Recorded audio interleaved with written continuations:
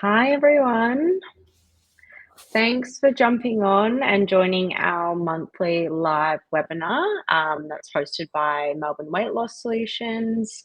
Happy Friday. For those who don't know me, my name is Megan Hickey. I'm a bariatric dietitian at Melbourne Weight Loss Solutions. So hopefully we have some of our clients jumping in to listen and get involved in our chat today, or are getting sent a copy of the recording as well. But today we are joined by Louisa. So thank you for being here, Louisa. Oh, thanks for having me on your Friday chat.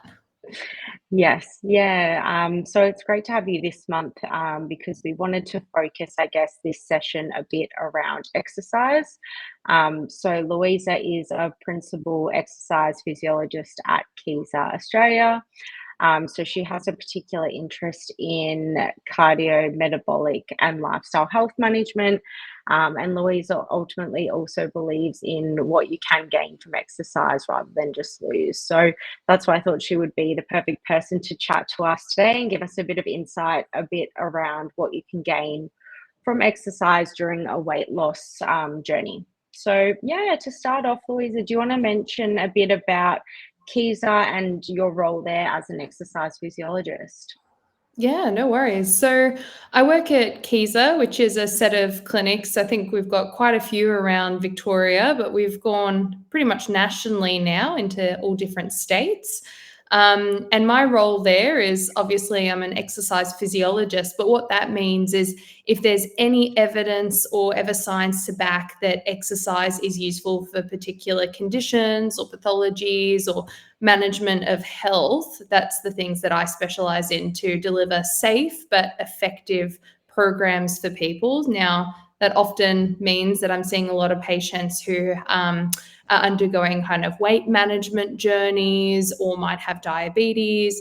I also see a broad range of people from anywhere who, are currently going through chemotherapy. And people who also have neurological conditions. So it's quite a broad field that I'm in, but in saying that, my passion is metabolic care, and that is making sure people feel empowered about, turning those what seems like, negative spirals into something that you feel empowered to manage and ultimately break free from. Yeah, lovely. Yeah, definitely. It's interesting to always hear, I guess, about like the broadness of like someone's role, and obviously the variety of patients you can see that are kind of still working towards the same overall kind of goal of implementing like an exercise program as well. Yeah. Yeah. But yeah, did you also want to, I guess, describe a bit about why you feel exercise is important for weight management or part of a weight management program? Yeah, definitely. So I think there's always kind of this ongoing sort of debate, diet versus exercise, when it comes to weight loss or weight management. And the truth is, and most people would know who's on this chat, it is both. Now, if we're talking about energy kind of requirements during exercise, like sure, you'll be able to burn a bit of calorie and things like that when you do some aerobic or some strength-based exercise. And strength-based exercise is something that I'm particularly passionate about. But you probably heard those statistics of it takes, several laps around a footy oval to burn off half a Mars bar, like in terms of the Yeah. effectiveness for weight loss, why would I be so passionate about this when you have to do so much for such a little reward in that space? But the thing that I'm most passionate about is, once again, I'm going to bring up the word metabolics, because I'm passionate about how we can improve people's metabolism through exercise. Now, you can get, of course, there's many, many benefits when it comes to cardiovascular exercise.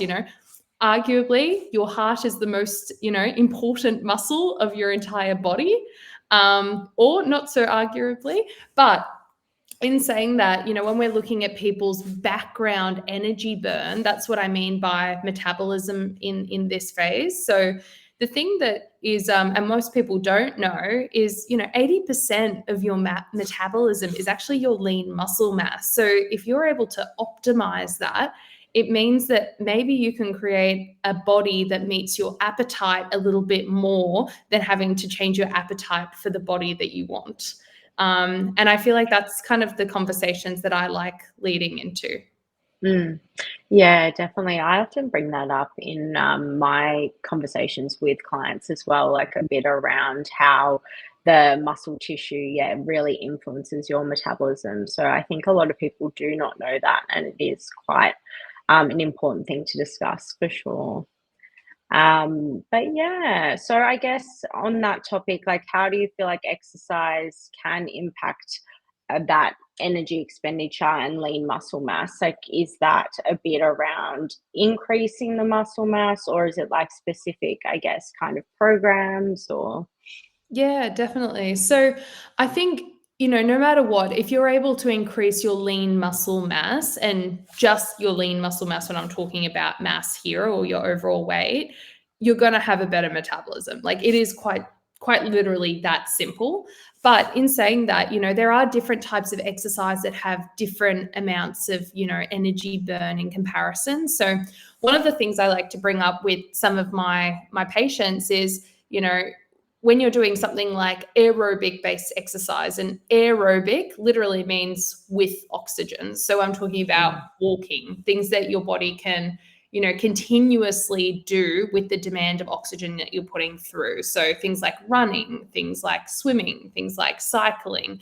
I mean, not if you're going too much uphill, because then sometimes you get this other kind of point coming through. So they're kind of your aerobic based exercise. When people do this sort of exercise, your body's recovering for usually like an hour, sometimes a little bit more after you complete that form of exercise. Now, like I'm saying, that's really, really important because, you need to make sure that you're getting, your heart rate up and you're making sure that you're actually working the heart to get those cardiovascular benefits.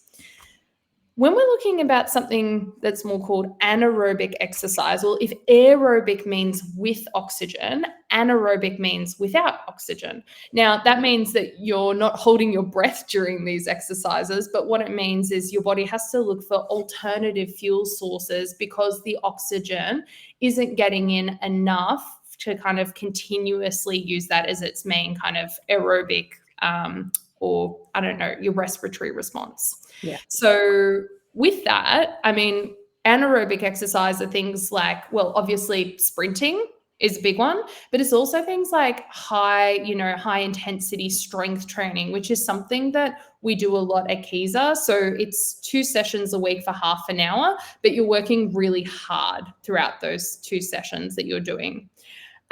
It's usually not something that you can maintain for a long duration of time because of the demand on the body that it requires. Okay. So, with this sort of exercise, usually we see the energy requirements afterwards to kind of refuel the body and heal tissues after you complete it is somewhere between like 3 to 4 hours after you finish Mm, exercising. Now, for me, that means that, okay, the body has to work a lot harder to repair and build those adaptations from that exercise or the sport that you've been doing. So, what that ultimately means is overall, it actually has a greater energy demand in the full bulk of the exercise period rather than just your aerobic training. Now, in terms of metabolism, that's where that argument sits. And mm, if you're asking me, what's more important for overall metabolism, I would say that, both are very important. But if you want to make sure that, your basal metabolic rate was improved or the amount of energy burn that you have throughout day to day in the background, I would definitely say that you need to prioritize some strength training to build some muscle.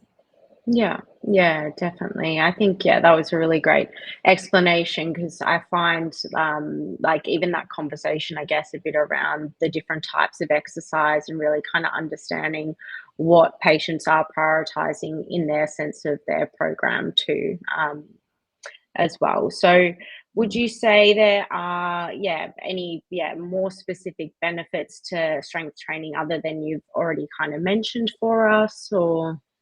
Yeah, definitely. I mean, strength training is really important for So many things, but just to tap on a few that people might be experiencing within this group is number one, like, of course, mental health benefits. I don't think we talk about that enough, but I think it's also things like, joint management and pain management as well, especially for things like arthritis. Strength training is really important because it actually allows the joints to strengthen up, but it also creates a little bit fluidity between those joints, which means that you don't get as many of those arthritic, poor changes and pain that comes from that. So yeah, I think there's some more benefits to strength training than just to do with your metabolism. And also, like, it feels good being strong. I feel like Yeah. years ago, especially for women, I must admit, like, I feel like it wasn't as big a deal to be like a strong kind of physique, but a lot of women are feeling very empowered by it. And a lot of the population of people that we see at Kieser is all different age ranges, but it is a lot of older Australians, and seeing that change in women wanting to go, I want to be strong and I want to improve things like my bone health, for Mm. example. Especially if, you're on, you might have osteopenia, or you might have a family history of osteoporosis or something like that. There's so many benefits to strength training. Yeah, definitely. Yeah, it's really good to hear, I guess, that, yeah, bigger picture as well, like of thinking about the overall health benefits and I guess improvements on quality of life versus just the weight and weight loss. And yeah, I think I often try and have that discussion in my appointments with people as well, because I think sometimes it gets a bit too focused on the specific weight or weight loss that we're looking at, but like more chatting around body composition and kind of, goals that are focused on building muscle and feeling strong, or, improving their joint pain. Like, definitely that bigger picture is, really good to look at for long-term success as well. Absolutely. And I mean, I'm sure you can speak about this a lot as well, but the importance of protein when you're doing things like strength training, let alone, if you're going through a weight loss journey. 100%. Yeah, I like definitely will always have a conversation with my patients in every appointment, really checking in on their protein intake, what their kind of requirements are, what combination we're getting from food, potentially supplements, and trying to really educate around that in regards to exercise and preserving muscle mass during weight loss. So, yeah, definitely a big focus. And like, yeah, we want to always think about the nutrition aspect of the when we're kind of thinking about the weight loss journey as well. So Yeah, absolutely. yeah. But I also wanted to ask if you guys do much around kind of providing information on body composition at Kaiser. Yeah, definitely. So, one of the things is when you come to an initial consultation with one of the exercise physiologists, and you say something like, I have a goal around weight maintenance, or it might be weight loss, or whatever, however you pin it, in terms of what means something to you. One of the current things that we're doing is anyone who comes through will get a free body compositional scan as part of that initial consultation fee. And what they do is you'll stand on like a little scale, and you'll hold on to some handles as well. And what it is you don't feel it, but there's a slight electrical impulse that goes through these scales. And with the different conductivity of your tissues, whether it be, water is very electrically conductive. That's why they say don't go swimming when there's a thunderstorm. And then you've got something like fat, it's not very electrically conductive. So what it does is it measures, how it puts up with the frequencies of those electrical conductivities, and it'll tell you what different tissue types there are from that. So that's where it works, which is pretty awesome that we have those Mm. technologies these days. And they're actually very accurate as well. So what it'll do is it'll measure things like, okay, what is your body fat percentage? What is your muscle mass in terms of kilograms? It'll tell us your overall body weight. But to be honest with you, I feel like your overall weight doesn't actually tell me anything. You could be coming in as like, a really strong rugby player who's, fit as a fiddle, and be the exact same weight as someone who, hasn't done exercise their entire life. So if I don't know what the composition is, I can't monitor, what sort of health that you're in. The other thing that's really good about these kind of body compositional scans, and it is quite upfront doing this, I will admit Mm, that, like having to stand on a scale and have someone talk about your fat mass is like, it's a pretty daunting thing. But if it's your first time ever starting, on a scale, or you're trying to measure, the effectiveness of a program to provide you better muscle mass or reduce body fat, composition, it is the best measurement tool. So you should always think about it as not like a figure that, determines your self-worth. It's a figure that determines, how good and effective is this program that you're doing? Is it worth your time, or do we need to make some adjustments? mm, The other thing, sorry, that I was going to say is it measures something called your adipose tissue, or your central adiposity tissue, or sometimes it's called your visceral fat. And this one's really important, when it comes to fat around the body, the kind of fat that you can squeeze around like your arms or your legs or things like that, kind of more subcutaneous, it's not as dangerous as something called visceral fat. And that's the fat that embeds around your vital organs and also makes hormonal disruptions. Like, if you guys have heard of things like insulin before, this hormone that regulates blood sugar levels doesn't work as effectively when you have more of this fat around the abdominal regions. So it's things like that we can monitor. And it even does things like bone mass as well. I mean, not as good as your DEXA scans for when you yeah. want to look in the future about your bone health, but has a good measurement to kind of keep your eyes on. Do you guys use them as well over at the clinic?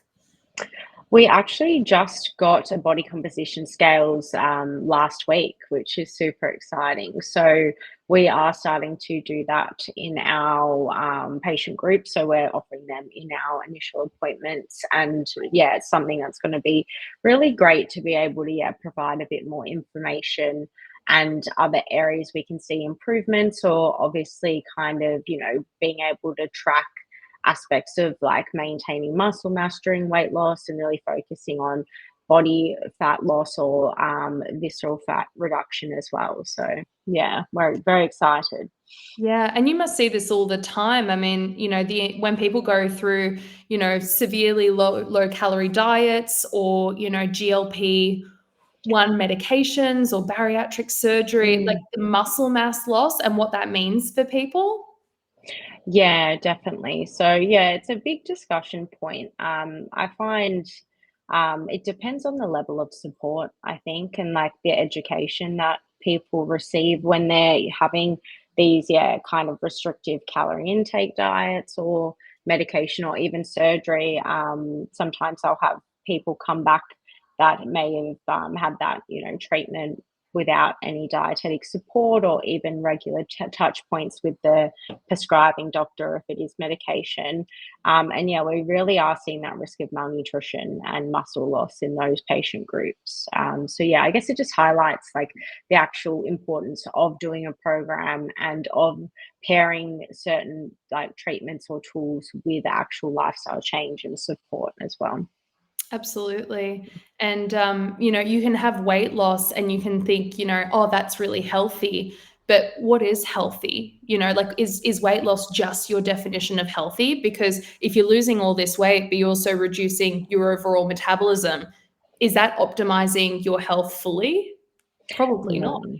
Yeah. Yeah, And Rebecca exactly. in the chat just said, we Mm, should up our protein on the days we do strength trainings. Absolutely. Whatever your protein requirements are just to maintain the body that you're at is important. But then as soon as you do something like demanding against those tissues and you need those amino acids or those building blocks of protein and muscle, you need them around more so you can actually build it. So yeah. yeah, definitely. Yeah, it's good to probably have a conversation with your dietitian in a one-on-one appointment if you are seeing someone, or feel free to obviously call the clinic if you'd like to have a chat. But yeah, definitely eating to fuel yourself pre and post workout is something you can chat about on a personalized level, depending on what type of exercise regime you're doing and what we feel like we need to prioritize. But I guess as a general rule, definitely having a good high protein meal within 2 hours of a workout for recovery is something I'd recommend for all people. Maybe what we can do just to get the chat box kind of firing off a bit is maybe you guys can type in some examples of food with high protein as we're talking. So if you're not sure, maybe you can look into the chat box and we can even talk about which one's a really great option. So if you can think any, put in them in that chat box. Yeah, definitely. Yeah, we're more than happy to kind of answer any questions and have more of an interactive session today for those who have jumped on and are listening with us. Lovely. But as we keep chatting through, I think like another great thing we could discuss is for people that have had bariatric surgery, what would be the best kind of exercise to start afterwards, or what is the kind of timing, I guess, you'd recommend for someone that has had surgery when to kind of implement an exercise program? Yeah, absolutely. Really good point because a lot of people will ask, when do I start thinking about exercise? First and foremost, you need to listen to your medical team. Okay, like absolutely. I'm going to give some generalized guidelines, but if you've been told anything different or you've had, any discussions with your doctor where they've suggested, an alternative approach to this, you listen to them first and foremost. Okay. But when it comes to bariatric weight loss surgery, what we usually talk about is within the first few weeks, like we want to get you up and walking as soon as possible, but I don't think we should be lifting heavy weights during that time. So I'm talking about the first 0 to 6 weeks. And during that time, you might be even told, like, you don't want to hold up some weights that are more than something like 7 kilos. Now, there's all different kind of reasons why people talk about that 7 kilo mark, but ultimately what's happening is if you've had like laparoscopic surgery or they've done a cut or whatever it might be, is they need those abdominal wounds and sutures to heal. And if you increase something called your intra-abdominal pressure by lifting something heavy, it might compromise the way that those kind of wounds heal after surgery. Okay. So usually about 6 weeks, all you're focusing in on is very light kind of, walking and building up that tolerance back into walking. And you might do like something like some calf raises or some general kind of light body weight exercises. Now, for the next few weeks after that, so definitely don't do any abdominal exercises. You don't need to start doing sit-ups all of a sudden after surgery. That's probably one of the worst things you could possibly do. But for the next few weeks, what you do is you gradually and progressively would increase the weights that you're using. There could be things for like bicep curls or overhead presses, or it could be things like squats, which are a fantastic exercise. So the exercises where you're using, big muscle groups are most effective. And if you want to talk to a healthcare professional or an exercise physiologist about that, I would strongly suggest so because they're really good at finding out those effective programs for people. But once you get past that 12-week or just before that 12-week zone, so anywhere between 10 to 12 weeks, that's when I would start introducing some abdominal exercises again. Now, I'm going to start using some extra language here. So what we're talking about is start off with some abdominal exercise that might be isometric in nature. Now, what I mean by that is strengthening your core or your abdominal region without causing it to bend as much. Now, a really clear example of this would be something like a plank, but a plank is pretty tough for a lot of people, so you could even choose to do it on your knees.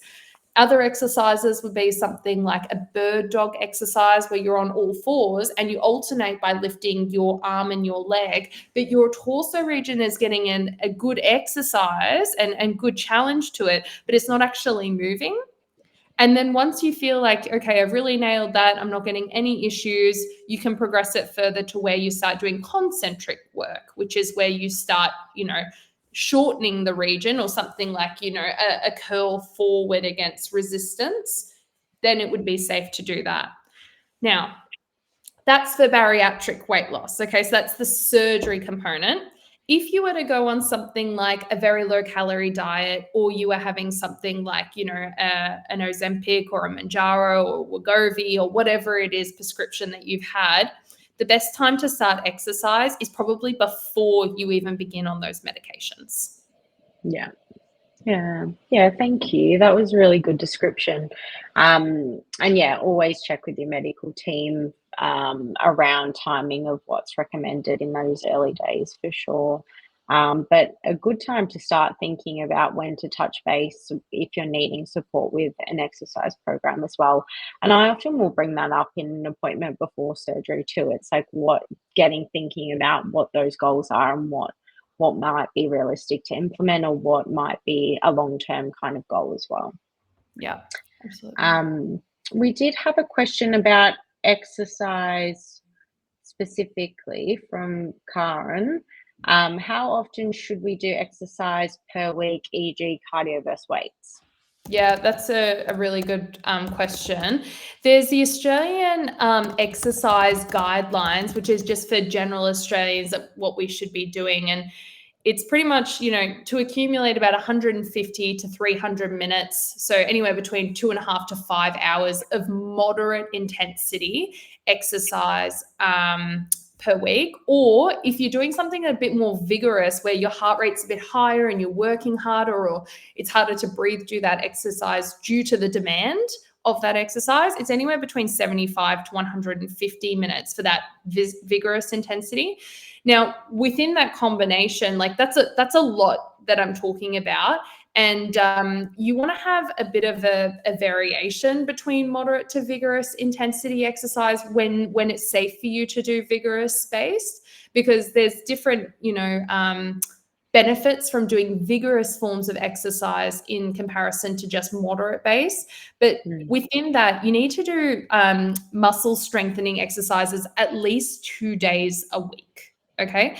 Now, when I say 300 minutes of exercise, people go, are you kidding me, Louisa? Like, I don't have time to do my laundry, let alone fit in 300 minutes of exercise during my week. And I'm like, yep, okay, I'm hearing you.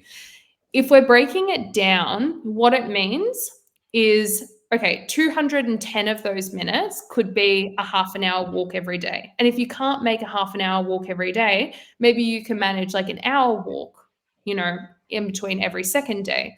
Or maybe it is that, you're having a meeting at work and you can say someone, is it okay if we take this outside to do a walking based meeting? Like, any sort of exercise in that domain is better than nothing. When it comes to the strength training component, well,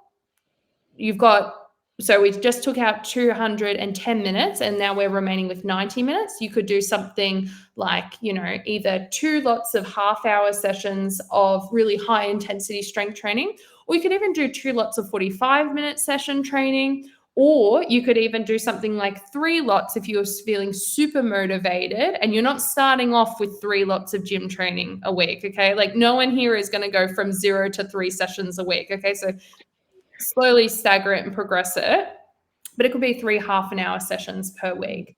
It's up to you. And the other Australian healthy guideline that's really, really important that I talk about is, and I've already mentioned that sentence, something's better than nothing.